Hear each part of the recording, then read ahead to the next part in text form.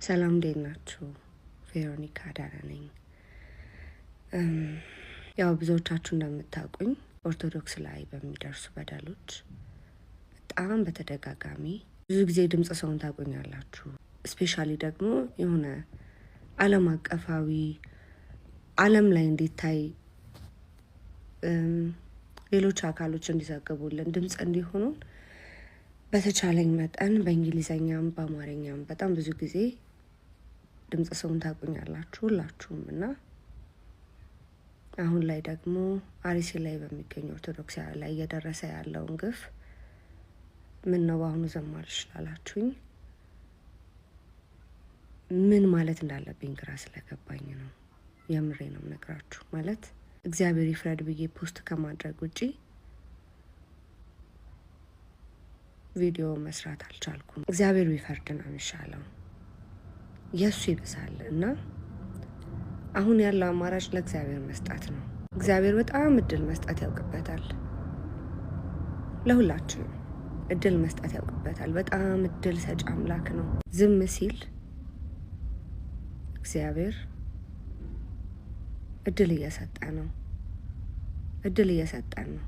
አርሲ ላይ የምትገኙ ይህን ግፍ የምትፈጽሙ ግለሰቦች ዝም ሲላችሁ እድል እየሰጣችሁ ነው። ኦርቶዶክስ ላይ ብዙ በደል የምትፈጽሙ ግለሰቦች ዝም ሲላችሁ እድል እየሰጣችሁ ነው።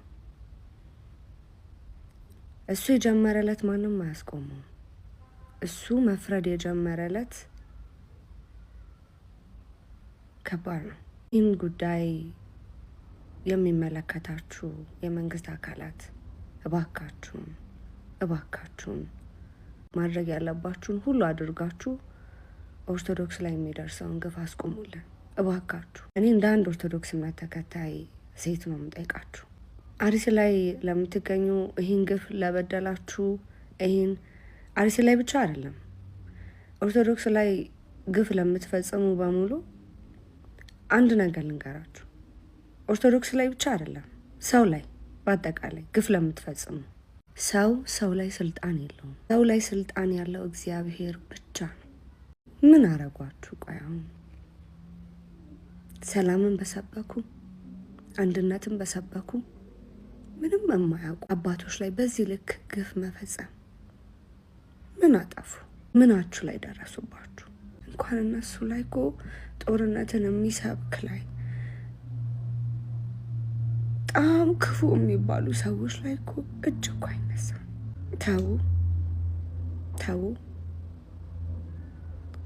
ተው አትንኩን። ተው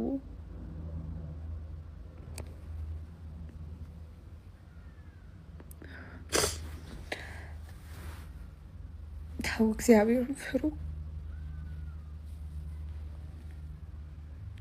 ተው ፈጣሪያችሁን ፍሩ።